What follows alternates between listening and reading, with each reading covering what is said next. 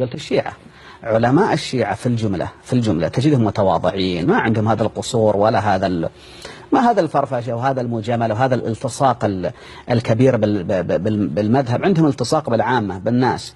فلذلك بشكل عام أرى أن علماء الشيعة حتى في التواضع تذهب إليه متواضعون، يسمع، وحتى لو قسوت عليه واسع أفق.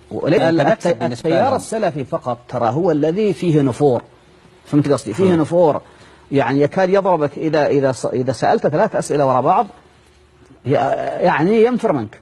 هؤلاء لا. أنا جلست مع العلامة الخليلي، سألته في عمق المذهب ونزلنا ورد في غاية الراحة. انتشرت عبر منصات التواصل قصة محاربة السرطان الطفلة جنات، والتي كانت تحلم بأمنية واحدة فقط وبطلب واحد لطالما أرادت أن يتحقق لها بعد انتظار طويل رغم معاناة مرضها. وجرى ذلك بعد زيارة ممثل المرجعية العليا السيد عبد المهدي الكربلائي لمستشفى وارث الدولية لعلاج الأورام، حيث التقى بالطفلة جنات التي لم تتردد في طلبها. لنتابع ما الذي طلبته.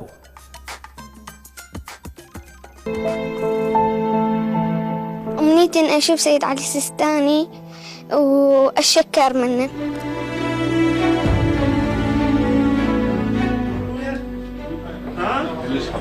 اسمك ابويا جنات، ما شاء الله، الله يدخلك جنات ان شاء الله.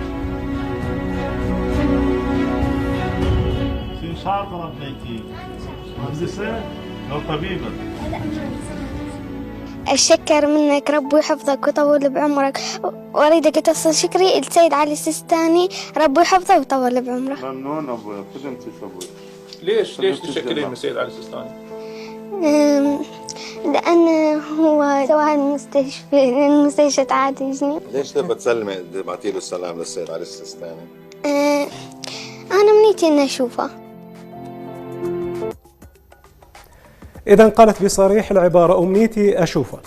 فعلا تم إيصال طلب الطفلة جنات، حيث استقبل سماحة المرجع الديني الأعلى السيد علي الحسين السيستاني في داره، استقبل جنات في مدينة النجف، وأيضا استقبل عدد من المرضى المصابين بمرضى السرطان، ومنهم الطفلة جنات عماد عبد الوهاب المصابة بسرطان الدم، والتي طلبت تحقيق حلمها بلقاء المرجع الأعلى. وقد عبرت الطفلة جنات عن شكرها للمرجعية الدينية في رعايتها للمرضى، إذ ظهرت في مقطع فيديو آخر بعد لقائها السيد علي السيستاني، وأيضا وجهت شكرها للرعاية التي حظيت بها والتوجيهات الخاصة بالاهتمام بمرضى السرطان والمستشفيات الخاصة بهم.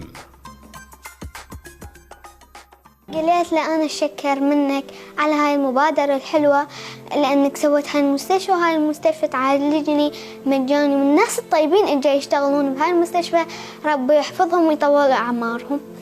أنا من قعدت شوية مسيد على السيستاني حسيت أنا جسمي كله راح، وأنا كانت بطني تأذيني، لكن بس دخلت للسيد راح الوجع كله اختفى. يعني حسيت نفسي انه انا خلاص طبت، يعني ما احتاج اي علاج، لان حسيت نفسي طبت. اي الم هاي صارت عندي طاقة، لان شفت انسان مميز.